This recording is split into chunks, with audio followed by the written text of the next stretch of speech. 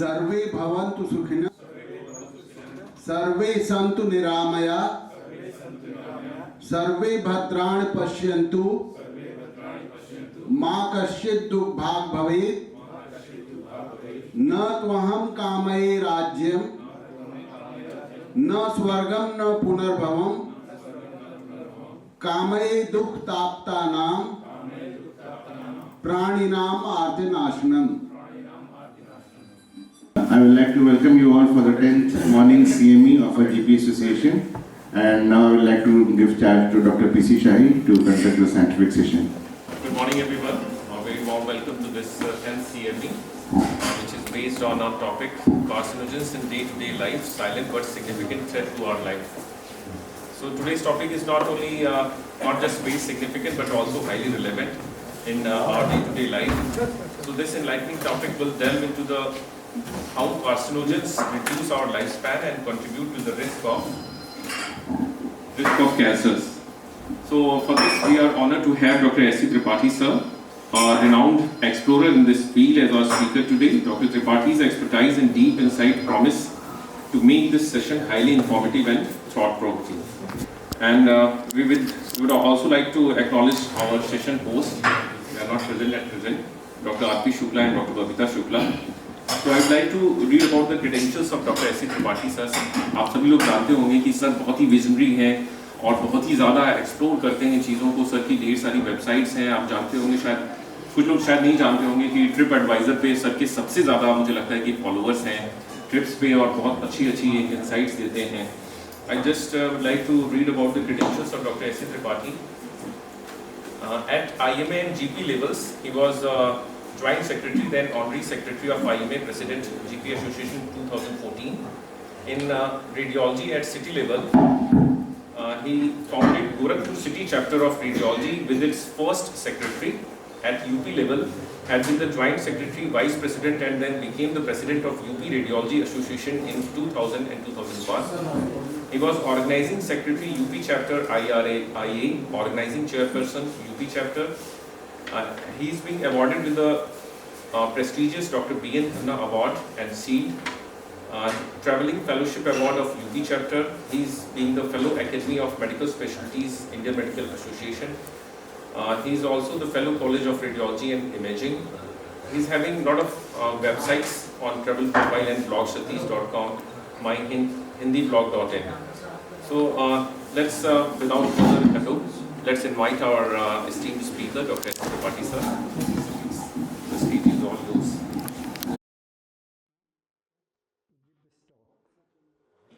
You see, knowledge is like a vast ocean. Nobody can contain the ocean. I have collected a small bucket of knowledge from the vast ocean, and that I am sharing with you. Today's topic, carcinogens in day-to-day life, are silent but significant threat to our life, reducing our lifespan and producing cancers. You see, we are already capital of the diabetes. We are the most polluted country in the world.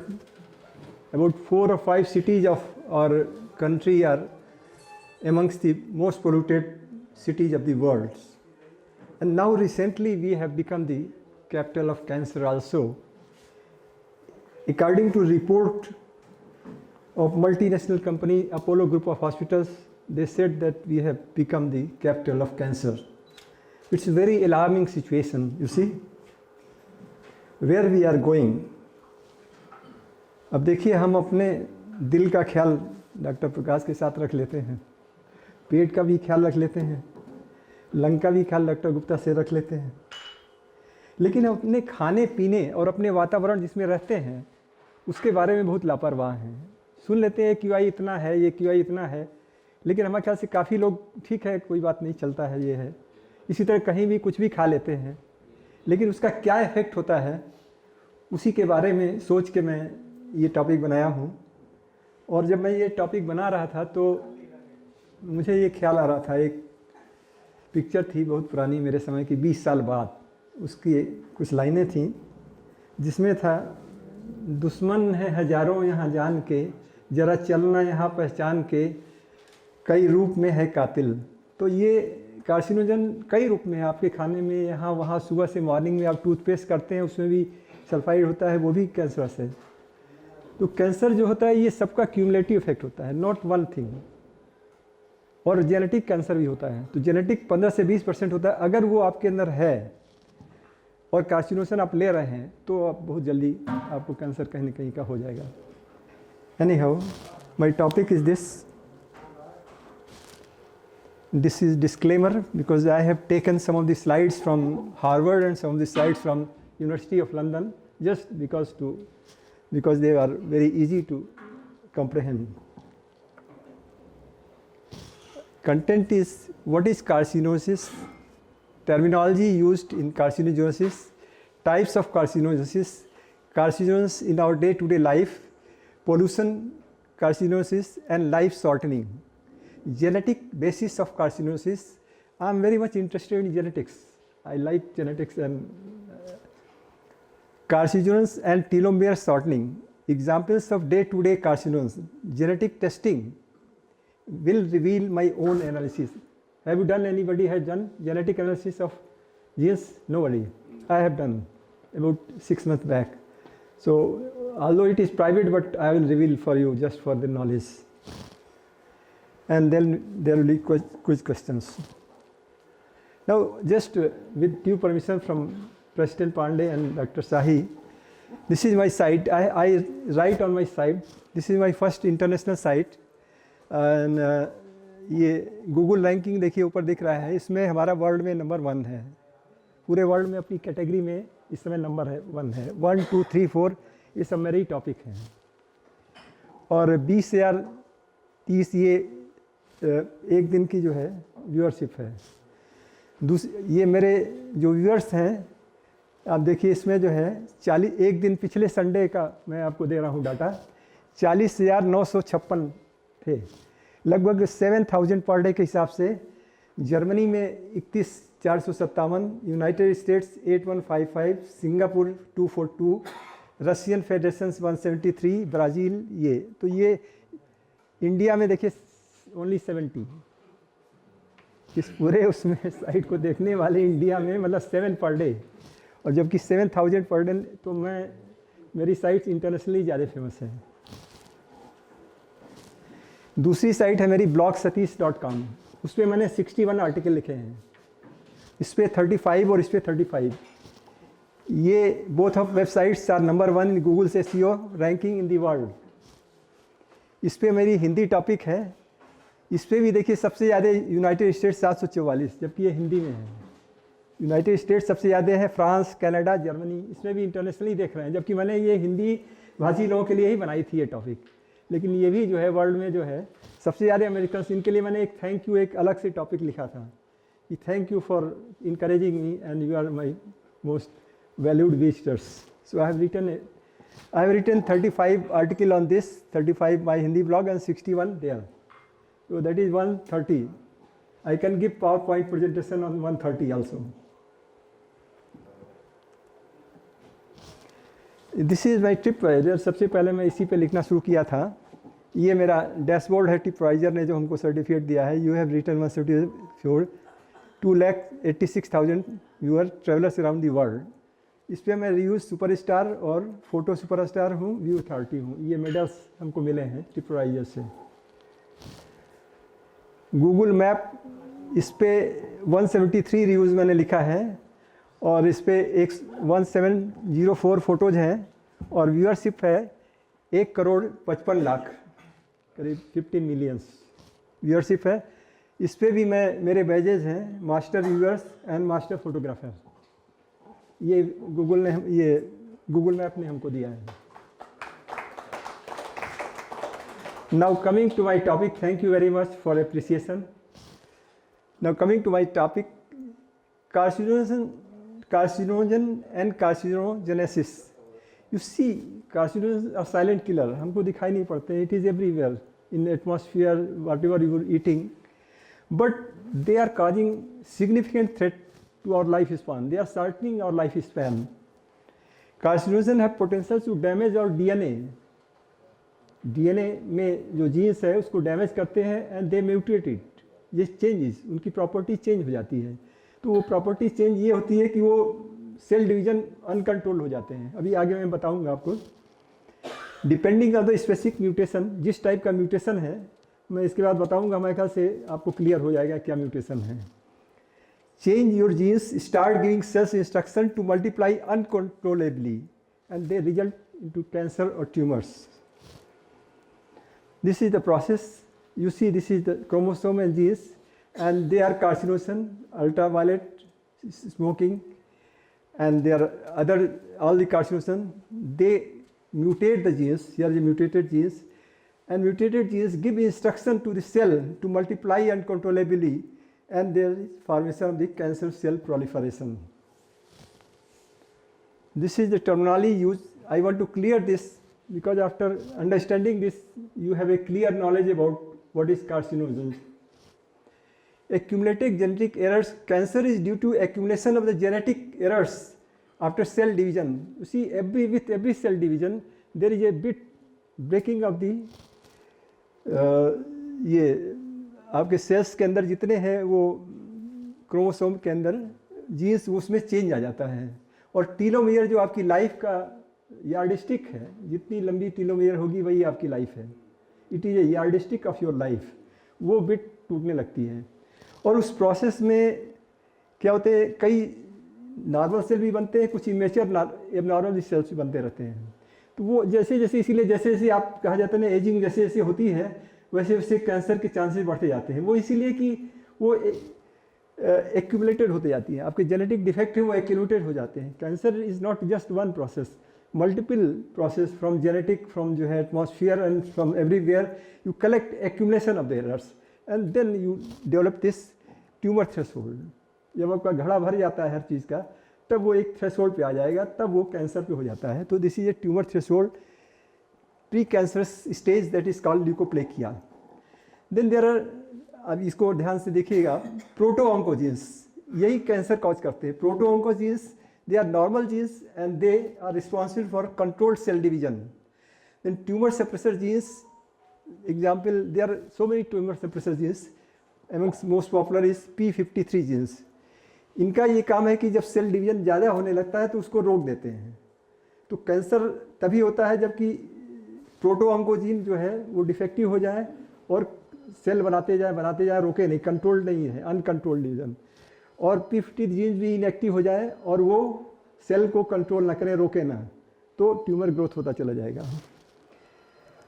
Carcinogens are external factor और internal factor, they cause changes in your DNA and create errors. तो ये सारे carcinogen create error करते हैं, वो धीरे धीरे accumulate हो गए, तब जब वो ट्यूमर थ्रेशोल्ड जब हो जाता है उसके बाद तब कैंसर होता है, not before that. Oncogenes are mutated genes, they are mutated genes due to carcinogen. Inherited cancer genes, you see about 15% cancer are genetic and you inherited cancer genes in your genes, I will tell you later on. and ये ही बाद में जो आपको इनके accumulate हो जाते हैं with environmental jeans, तो ये काज करते हैं cancer. Then there is a very important phenomena apoptosis. Apoptosis is a programmed cell death. जो सेल आपके डिफेक्टिव हो जाते हैं या और किसी तरह से, तो उनको इंस्ट्रक्शन सेल लेता है, जीन देता है कि आप मर जाइए, हाराकिरी कर लीजिए। तो ये एक पाथवे होता है, एपोप्टोटिक पाथवे, उसमें चले जाते हैं, उसमें ये स्वेल कर जाते हैं, फिर जो है ब्लैक बन जाते हैं, फिर ब्रेक हो जाते हैं, उसके बाद क्रोमेटिन भी डेंस हो जाती है, टूट के टुकड़ों में हो जाते हैं, फिर माइक्रोफेज आके इनको सबको खा लेता है। तो ये स्कैवेंज होता रहता है बॉडी में। अगर ये ना हो तो ये एक्यूमुलेट हो जाएंगे और ये भी कैंसर स्टिमुलेट करते हैं। तो this is a productive process. और in the embryonal stage of the foetus generally क्या होता है कि ये सब चिपके रहते हैं, तो ये इंस्ट्रक्शन देता है कि ये सेल्स यूजलेस हैं, तो वो जो है फिर उन सेल को ख़त्म कर देता है, तभी ये खुल पाते हैं। अल्ट्रासाउंड में भी आप देखिए तो उसमें रहता है। तो ये because of this apoptosis phenomena. So the cancer is some of inherited genes you have inherited plus cumulative effect of all the carcinogens exposed in day to day life और अदर इन्विटल फैक्टर, ये सब accumulate करके होते, एक factor से नहीं होता। इसीलिए कहते हैं कि जैसे बहुत से लोगों को अगर इनहेरिटेड जीन्स काफ़ी हैं तो उनको जल्दी कैंसर हो जाता है, क्योंकि फिर ये एक्यूमुलेटेड जीन्स कुल मिला के थ्रेशोल्ड, ट्यूमर थ्रेशोल्ड बना देते हैं। और जिसको कैंसर जेनेटिक नहीं है तो उसको नहीं होता। वो से लोग कहते हैं सब कुछ कर रहे हैं, कुछ नहीं हो रहा है, क्योंकि उनका जेनेटिक फैक्टर जो लगभग 1/3 का उससे ज़्यादा होता है वो नेगेटिव है, तो उनको कैंसर नहीं होगा। वो काफ़ी कुछ कर रहे हैं वही चीज़, लेकिन नहीं होगा। So tumour is a cumulative factor, एक फैक्टर से नहीं होता है। Now these are the jeans.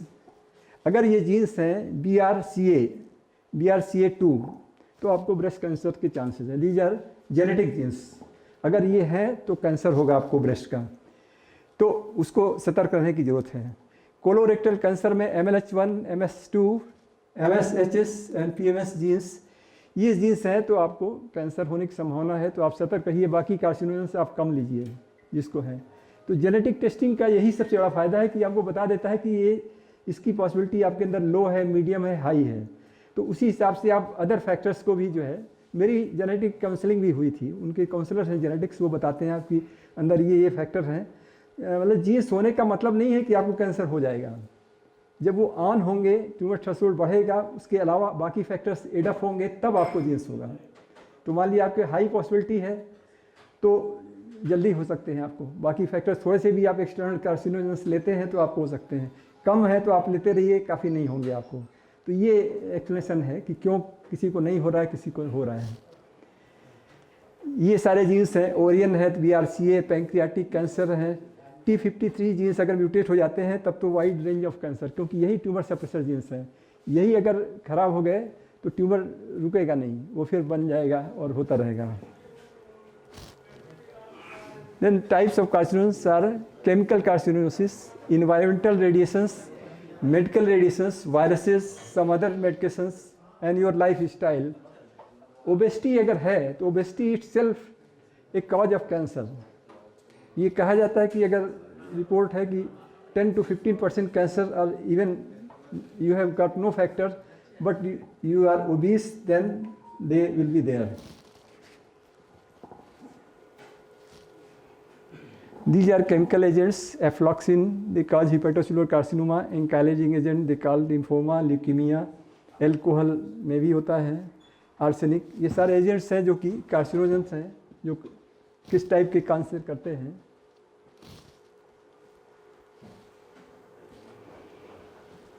Then ये जितने भी कार्सिनोजेंस हैं, एक्सटर्नल रेडिएशंस हैं या एक्सटर्नल स्मोकिंग है, सारी चीज़ें क्या करती हैं कि आपको सेल का डैमेज तो करती हैं, और सेल ये जीन्स में म्यूटेशन करती हैं, मेटाबॉलिज्म को भी डिस्टर्ब करती हैं। इसके साथ साथ टीलोमियर शॉर्टनिंग करती है, accelerated ageing, free radicals extra निकालती हैं, तो जिसकी वजह से आपको टीलोमियर का डैमेज होता है और आपकी लाइफ स्पान रिड्यूस होती है।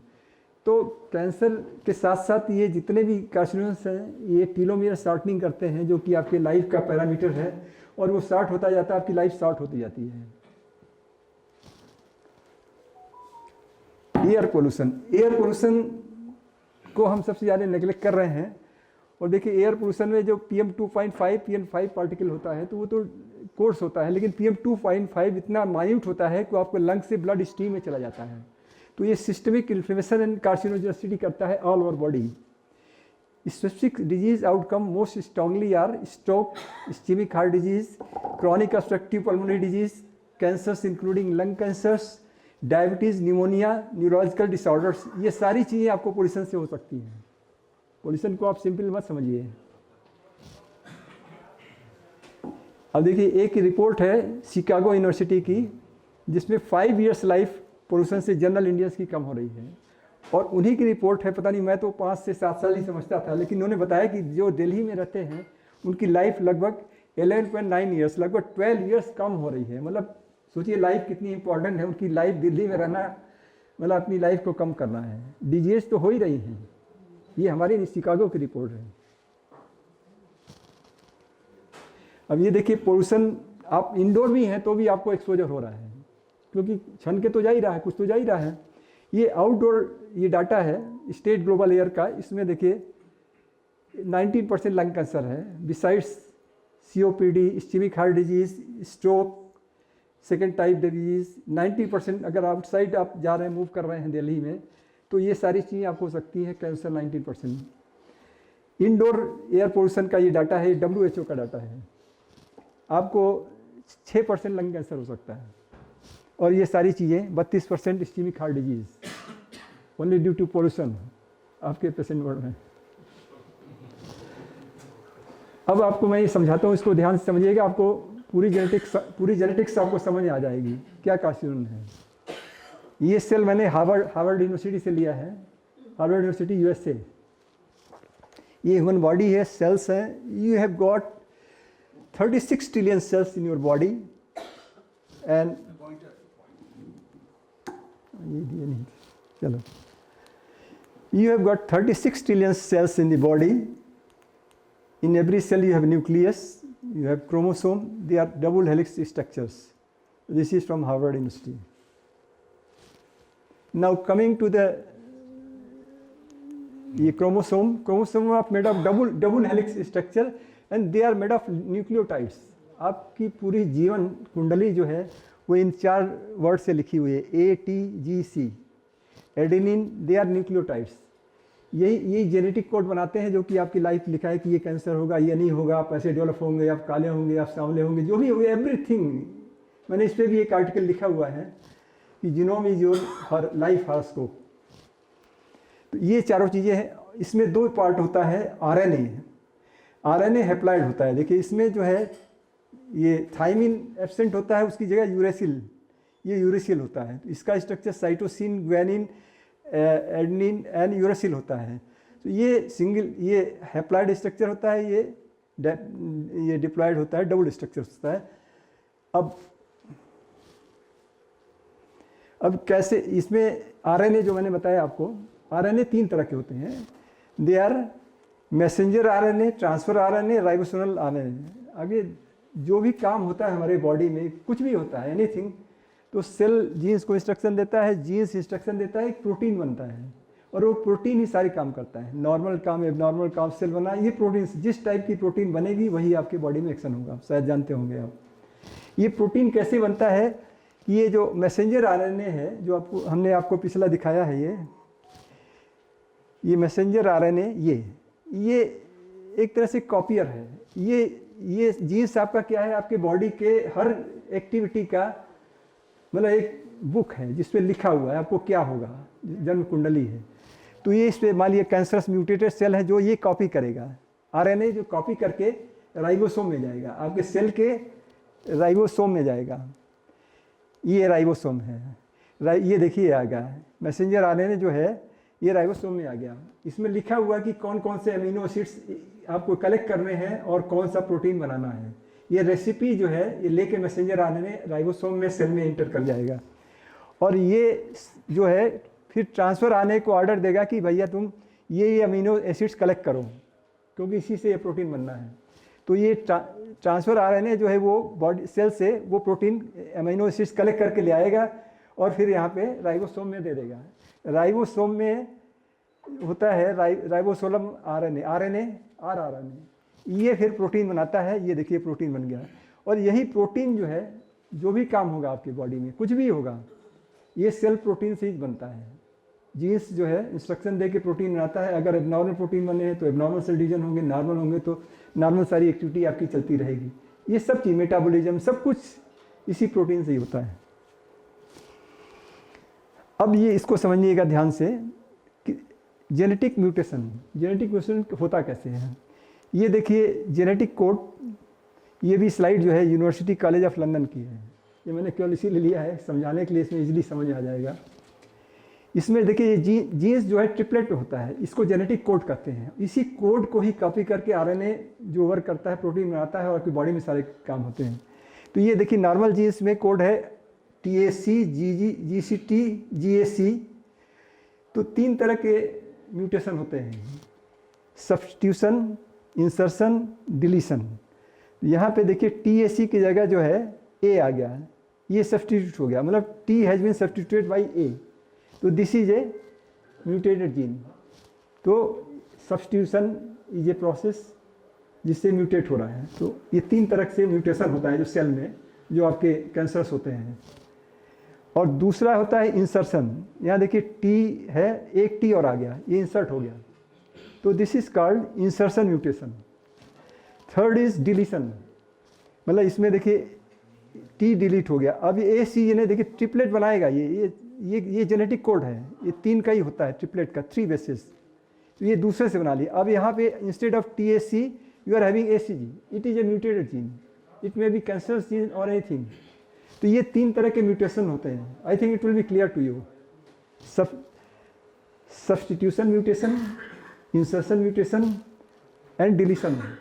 ये स्लाइड मैंने इसीलिए लिया था यूनिवर्सिटी कॉलेज ऑफ लंदन कि इसमें क्लियर आउट, सब में जहाँ एम्बिगुअस रहता है, लेकिन इसमें हमारे ख्याल से ये आपको क्लियर हो गया होगा आई थिंक। ये न्यूक्लियोटाइड्स है, ये आरएनए है। ये इसका क्या सिग्निफिकेंस है, ये जीन्स को आप स्टडी करेंगे कि कौन से जीन्स में म्यूटेशन है। इसमें आपसे इसी में सारी डिजीज लिखी हुई हैं आपकी बॉडी की। Knowledge of genetic code can help doctors to identify genetic disorders, disease like sickle cell anaemia, Huntington's disease, cystic fibrosis and many more disease. इसको स्कैनिंग, डीएनए स्कैनिंग करके आप पता कर सकते हैं कि इसके बंदे के अंदर है और ये इसको हो सकता है। तो it is very important from genetic point of view. Now this is a normal cell division. What happens? You are having a proto-oncogenes, you are having a tumor suppressor gene. तो जब नॉर्मल होता है तो ये देखिए normal control cell division होता है। ये ट्यूमर सप्रेसर प्रोटो-ऑन्कोजीन्स ये नॉर्मल्स बना रहा है सेल। ट्यूमर सप्रेसर जीन से अगर एक्स्ट्रा होगा तो इसको करेगा। तो ये नॉर्मल सेल प्रोसेस आपकी बॉडी में चलती रहती है।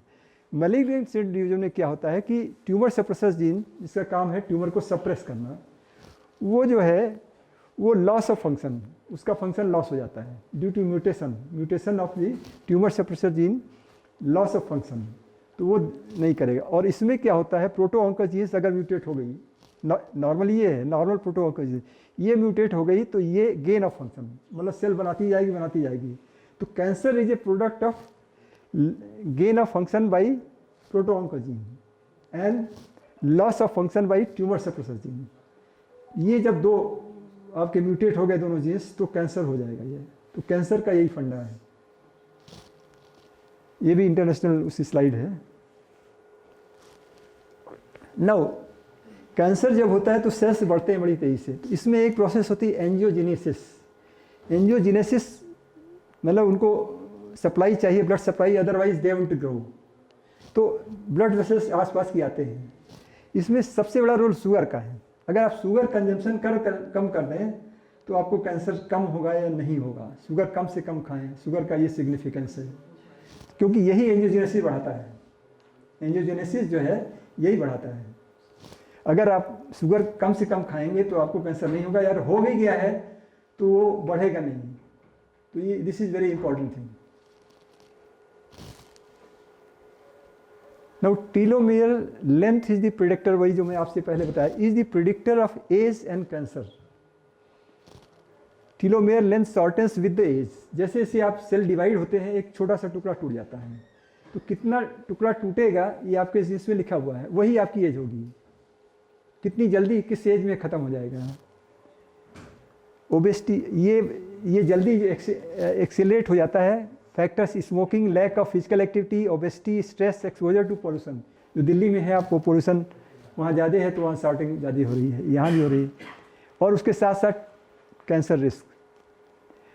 जब सारे सेल्स, सारी टीलोमेयर ख़त्म हो जाती है तो उसको सेनिसेंट सेल कहते हैं। मतलब अब जो है वो दे कांट डिवाइड। अब वो पेशेंट की डेथ, मतलब कैंसर हो जाएगा और डेथ लास्ट पॉइंट पे, that is called afflict point. उस पॉइंट पे पहुंचने के बाद वो ये सेनिसेंट सेल जब हो गए आपके, तो अब आपको डिवाइड करने के लिए कुछ नहीं है।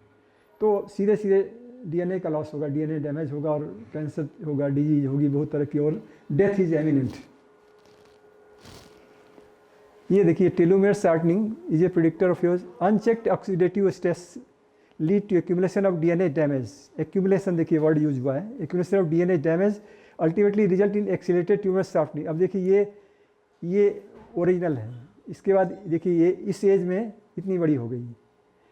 अब आप मिडिल एज में आ गए तो देखिए शॉर्टेन हो गई। ये आपकी एज का जो यार्डिस्टिक में बता रहा था।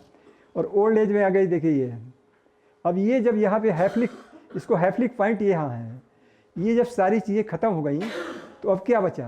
आपका सीधे सीधे जीन्स बता, तो जीन्स का डैमेज होना स्टार्ट हो जाएगा और वही कैंसर होगा, फिर डेथ होगी, मतलब वही डेथ पॉइंट आ जाता है। अब मैं एक स्लाइड आपको हंटिंगटन, ये आपने वर्नर सिंड्रोम का नाम सुना होगा।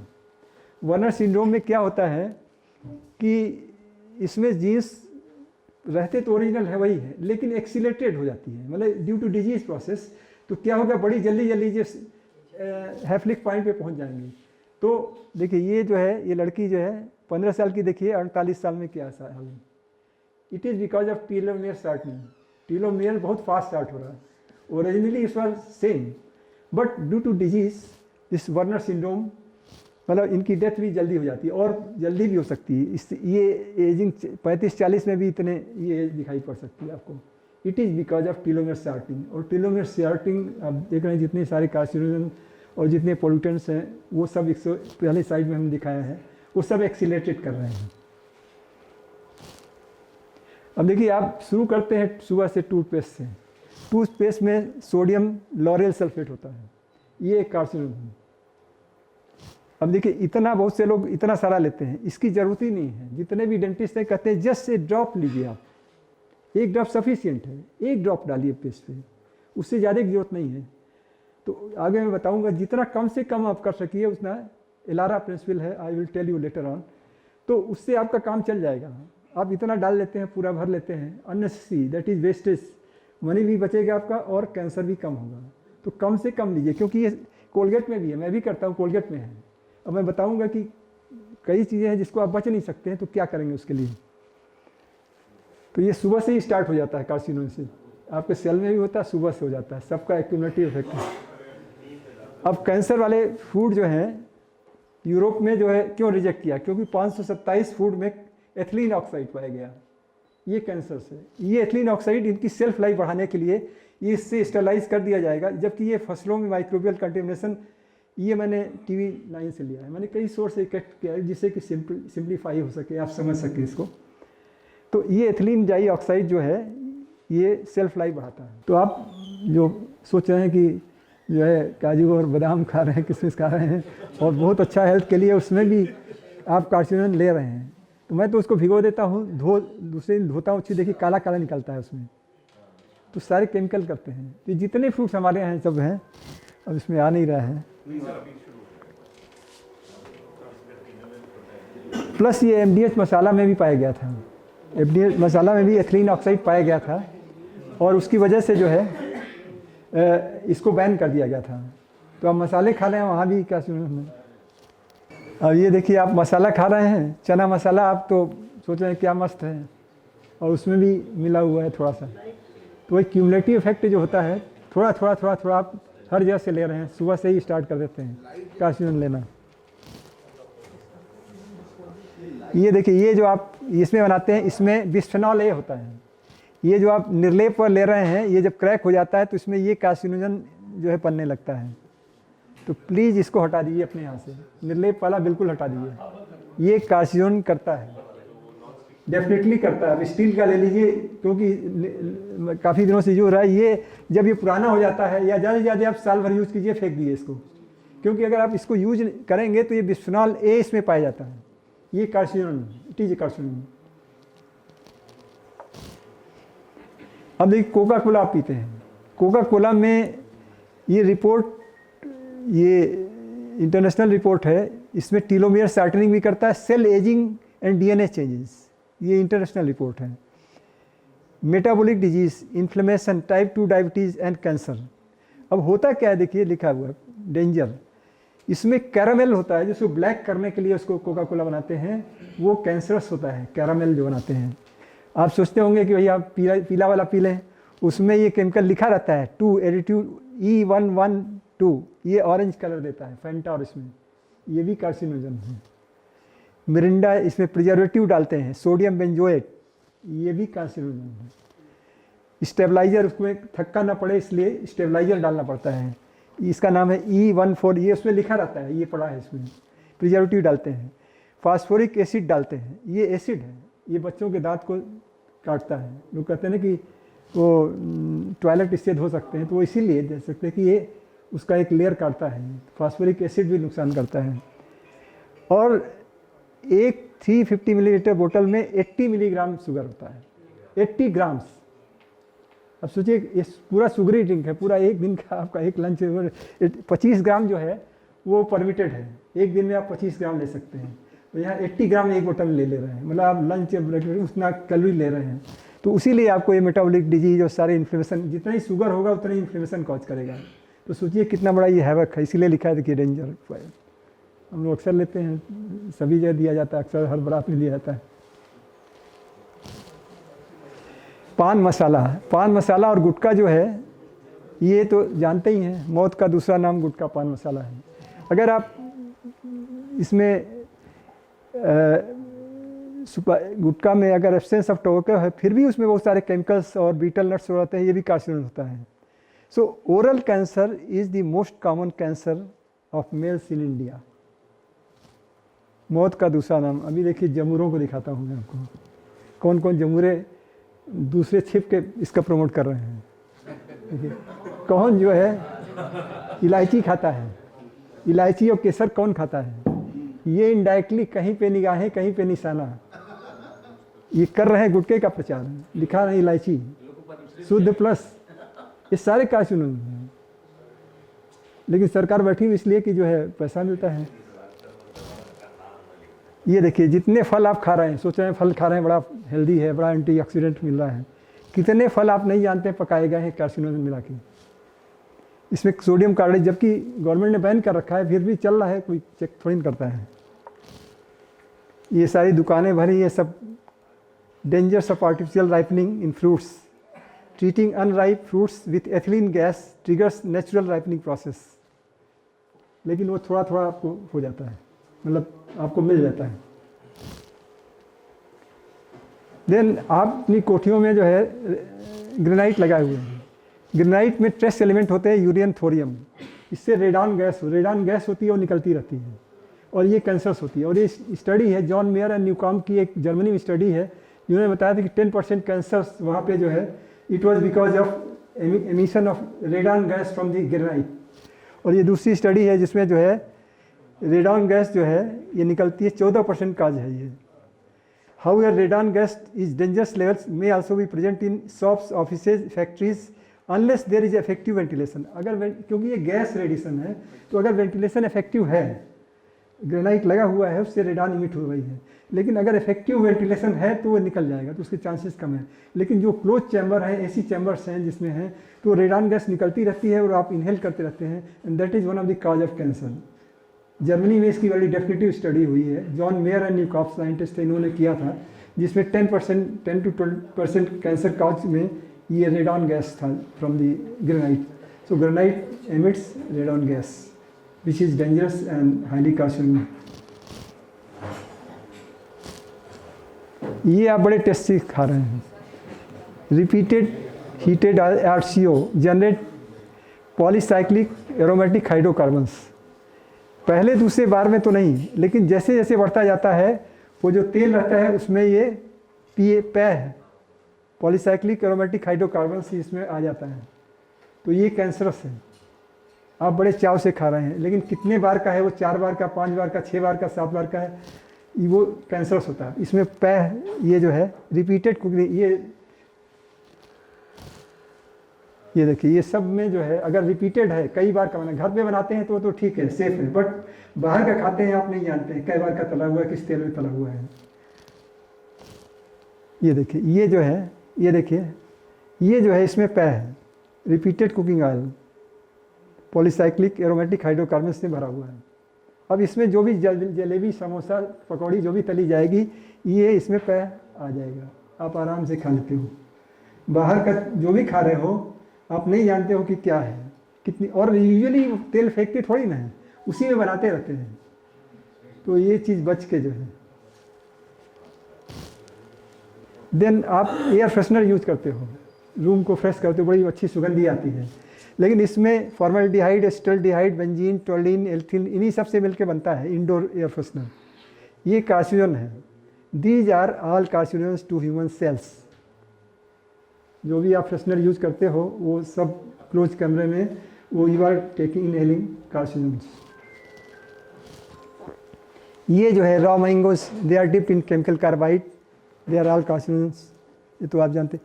ये जो प्रोसेस मीट है, इसमें क्या होता है कि जब हाई टेम्परेचर पे इसको करते हैं तो ये कोलोरेक्टल कैंसर का बहुत बड़ा काज है। इसमें नाइट्रेट्स और नाइट्राइट्स होते हैं, इसको जो कि हार्मफुल केमिकल नाइट्रोसामिन एमिट करते हैं, और ये दिस इज कार्सिनोजेनिक नाइट्रोसामिन्स। इसमें भी जो है आपको bisphenol A, plastic utensil use करते हो, अगर इसमें कोई एसिडिक चीज़ आप ले रहे हो या कोई गर्म चीज़ ले रहे हो तो ये it will emit bisphenol A and it is A carcinogen.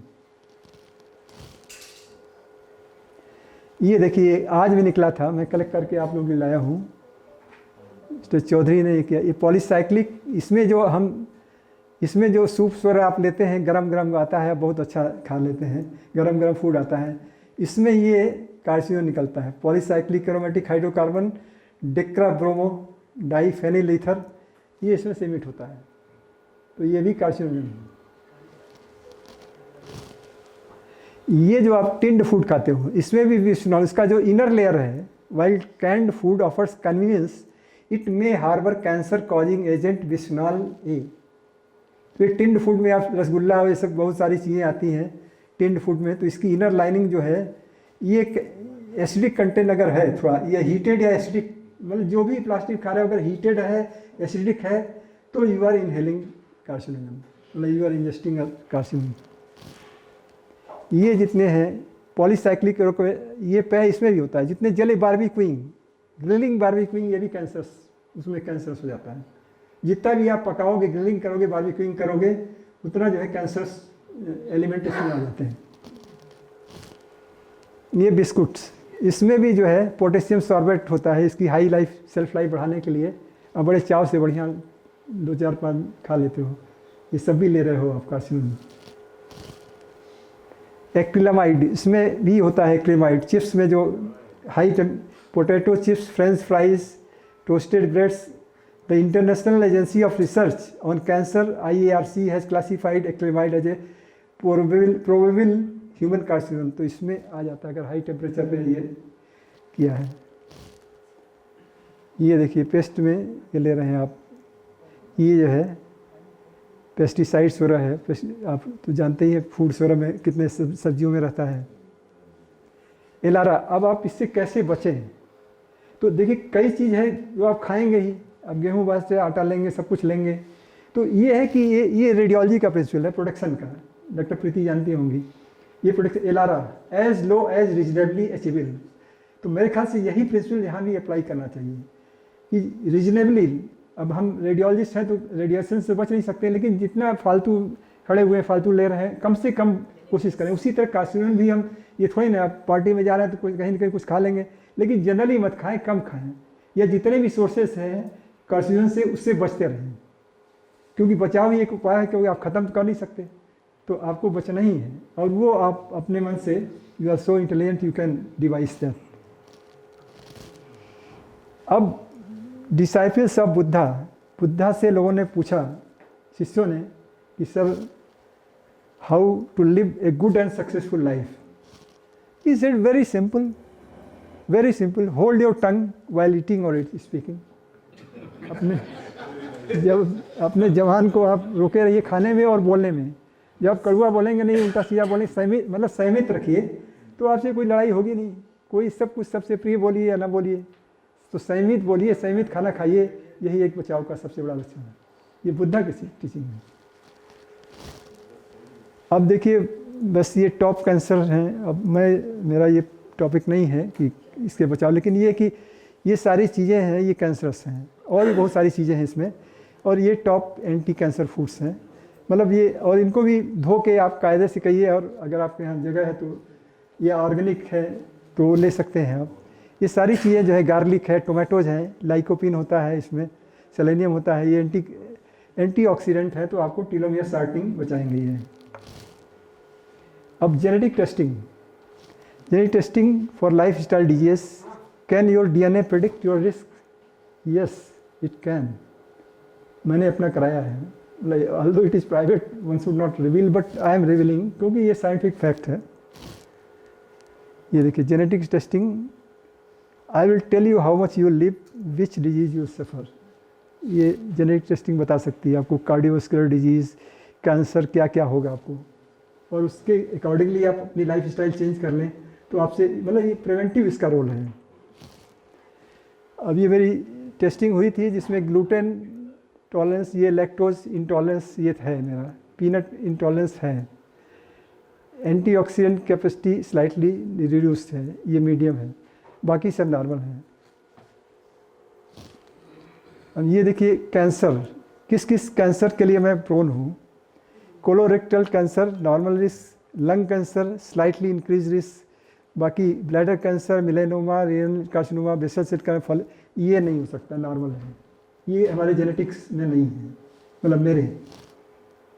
Follicular lymphoma, increase risk of follicular lymphoma ये है, तो इसके लिए हमें कॉन्शियस होना। काउंसलिंग हुई थी, उन्होंने कहा कि आप में अभी तक वो जीन्स ऑन नहीं हुए हैं तो आप बच के रहिए तो नहीं होंगे। जीन्स के होने का मतलब ये नहीं कि आपको कैंसर हो ही जाएगा, मतलब ये फैक्टर है। अब आपको बाकी कार्सिनोजन नहीं लेना है, कम लेना है, अगर बच के रहेंगे, लाइफ स्टाइल चेंज कर देंगे तो आपको कैंसर नहीं होगा। इट डजंट मीन कि यू हैव कैंसर, मतलब ये प्रिडिक्शन तो आपको कैंसर हो जाएगा, बट ये कि सावधान चेत जाइए कि आपको है, आप बाकी चीज़ें कम करिए। तो ये slightly increase risk of thyroid cancer है, इंक्रीज रिस्क मतलब ये लो मीडियम हाई, तो फॉलिकुलर लिम्फोमा का हाई रिस्क बताया है। और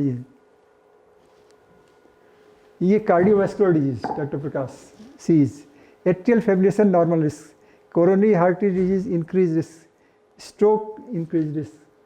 जीन्स है मेरे अंदर, बट जरूरी नहीं कि हो जाए, तो मैं अगर हमारे बाकी चीज़ें जो है पैरामीटर्स जो है वो हैं, कोलेस्ट्रॉल ज़्यादा है, LDL ज़्यादा है, ये है तो चांसेस है। अगर मैं इसको कम रखूँगा तो ये जीन्स ऑन नहीं होंगे, इसका थ्रेशोल्ड नहीं पहुँचेगा तो नहीं होगा। तो जीन्स होते हुए भी नहीं है, बहुत से लोग डरते हैं ना कराएं, लेकिन इससे पता चल जाता है ना तो आदमी सतर्क हो जाता है। लॉन्ग क्यूटी इन्वर्वल नॉर्मल रिस्क नहीं होगा, हाइपर कार्डियोपैथी नहीं होगा, वीनस थ्रोम्बोएम्बोलिज्म नहीं होगा, सडन कार्डियक अरेस्ट नहीं होगा। हाँ नहीं तभी ना है, ये जेनेटिक रिपोर्ट है मेरी इसमें, क्योंकि जीन्स है कि वो उसको उतनी ज़्यादा एक्सेंचुएट कर देंगे।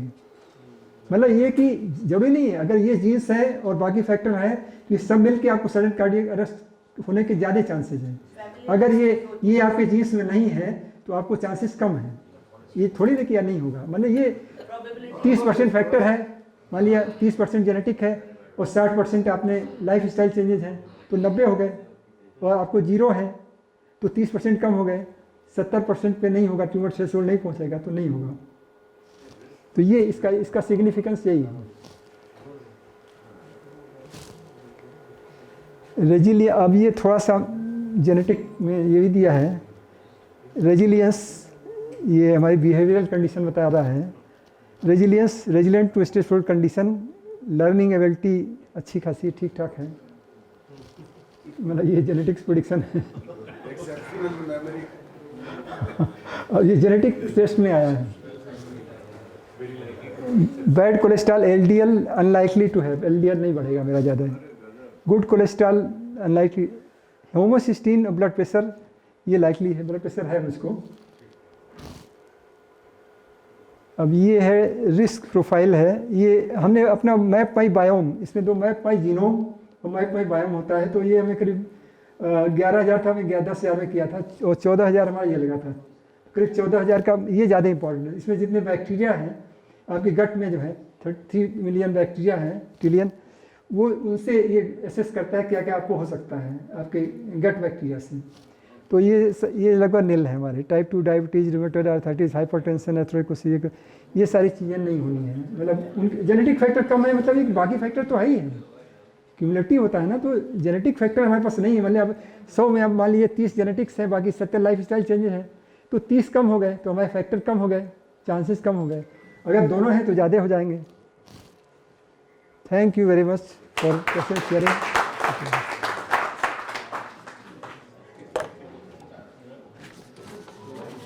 अच्छा एक क्विज क्वेश्चन है। अभी क्विज आप करोगे? हाँ नहीं आप क्विज इसी के बारे में। I request Dr. Shantanu and Dr. Ravi Pandey sir to please organize the quiz. Sir, आप ही करें। ये आंसर आप ही को पता होगा। So it was an excellent, insightful and thought-provoking session. I think we should give him a big, huge round of applause. आपके efforts इसमें sir देखें आपने कितना इसमें effort लगाया होगा वो मैं समझ सकता हूँ। You are truly an inspiring person for us. So क्या quiz का format होगा? Question सर quiz के बाद हम करते हैं। तो अभी we'll just conduct the quiz in quick manner. So quiz का format होगा कि first question will take from this side answer. And second question from this side. So you have to raise your hand. Dr. Pandey sir will pick the person who will answer, right? More difficult job. And sir will then explain, right? So the first question is. ये मैंने आपको explain कर दिया है, इसी में लिखा हुआ है। Answer from this side. What is a carcinogens? Is it a substance that cause cancer, a type of cancer cell, a harmless chemical, a cancer fighting agents? What is the correct answer? You have to raise your hand first. Right. Dr. Preeti Mal. Right. A. So that is the right answer. A. Right answer is A. You have given the answer A? Yeah. That's the right answer. The study of. This is what is carcinogen? Just. Sorry. ठीक है sir हाँ Second is what is carcinogenesis? The study of cancer cells, the process of by which normal cells become cancerous, treatment of cancer, prevention of cancer.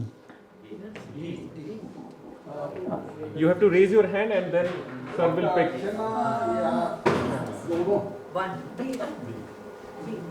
So the Answer is right B. answer. Right answer is B. So the right answer is B. A big round. It is a process of normal cell become carcinogen.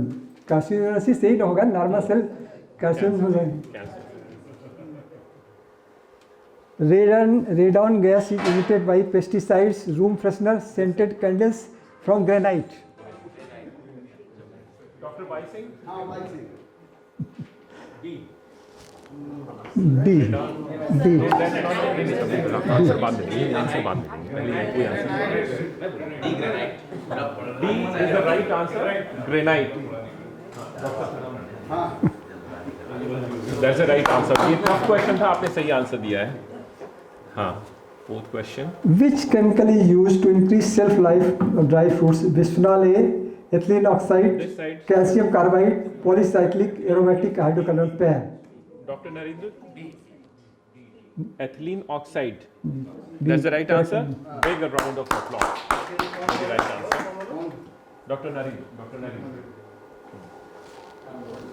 And this is the last quiz. What is the most common type of cancer cancer in males in India? Lung cancer, oral cancer, skin cancer, prostate cancer.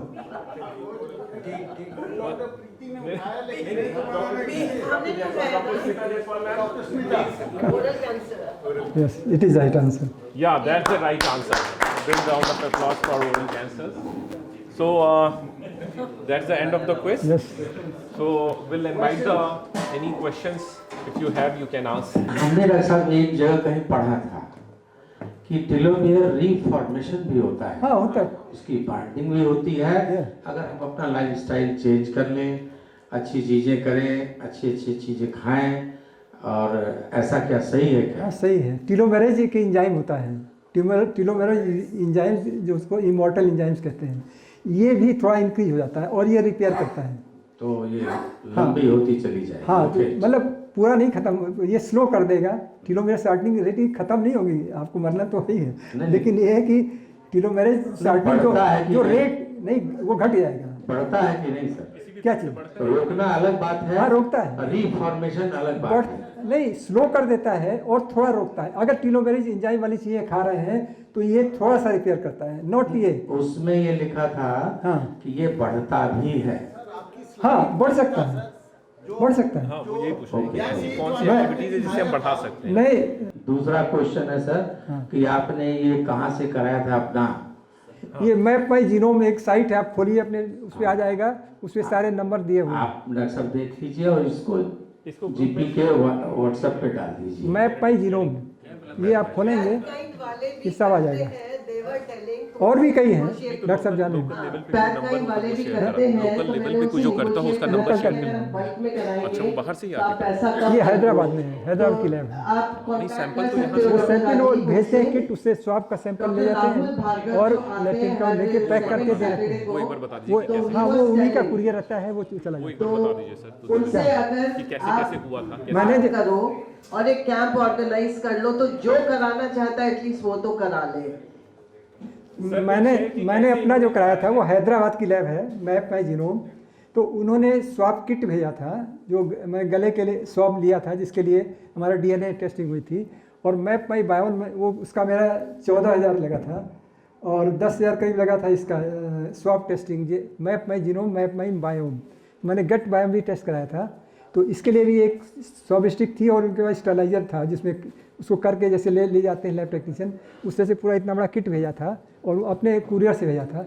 और उसमें करके मैंने उसी में मतलब वो था preservative था, उसमें रख के दे दिया था और वही पूरा उनको कुरियर कर दिया था। तो वो हैदराबाद से आया था। अब मैं लोकल का नहीं जानता हूँ, मतलब वो काफ़ी ऑथेंटिक लैब है। इसमें कई चीज़ें पता चलती है। स्पोर्ट्स कॉलेज पटियाला में भी इसको कराया बहुत सारे स्पोर्ट्स का, तो उसमें पता चलता है कि आपके अगर मसल फाइबर, हमारा भी नहीं है, स्लो ट्विच मसल फाइबर है और हाई ट्विच। अगर स्लो ट्विच है मसल फाइबर है तो आप मैराथनों के लिए है, आप वेट लिफ्टिंग है उसमें सफल नहीं होंगे, जिसमें इमीडिएट आपको एक्शन लेना है। और हाई ट्विच है तो आप मैराथन नहीं कर सकते हैं, करेंगे लेकिन बट आप कम्पिटिटिव नहीं हो सकते हैं। तो ये पटियाला स्पोर्ट्स हॉस्टल ने अपने सारे स्पोर्ट्स कराया था, जिससे ये पता चल सके कि इस प्लेयर को हम जो मैराथन में लॉन्ग उसमें भेज सकें, या जिसको हम हैवी वेट लिफ्टिंग है इसमें बॉक्सिंग है जिसमें शॉर्ट टर्म का होता है। तो इसका ये भी इम्पोर्टेंस है। मैं वही देख के मैंने वही आर्टिकल देखा था जिसमें पटियाला ने कराया था स्पोर्ट हॉस्टल में अपने उसका। सर आपने हवा में बता दिया PM 2.5, हाँ खाने में तमाम बता दिया क्या हाँ चाहिए। ठीक। ये जो हमारी वाटर सप्लाई आती है, हाँ। उसका भी कोई स्टडी है जो लोग पीते हैं? अब वो स्टडी है मेरे पास, लेकिन मैं उसके बारे में अभी डिटेल नहीं बता सकता। बट उसमें तो होता ही होता है, उसमें तो सारी चीज़ें मिली रखी हैं। सब्जी खाने पीने जितने भी आप मटेरियल है उसी में तो थ्रो करते हैं, तो कहाँ से वो ख़त्म हो जाएगा? उसमें तो होता ही होता है। जो केमिकली प्यूरिफाइड जो हम लोग RO वाटर्स वगैरह, हाँ उसमें नहीं होता, केमिकली उसमें नहीं होता है, केमिकली प्यूरिफाइड उसमें तो नहीं होने का सवाल है। लेकिन जो बाकी जो जैसे आपके लेड है, लेड भी काट, जो पहले वाले पाइप्स आते थे तो उसमें भी काट, इवन जो अब प्लास्टिक का आ रहा है PVC पाइप में भी होता है।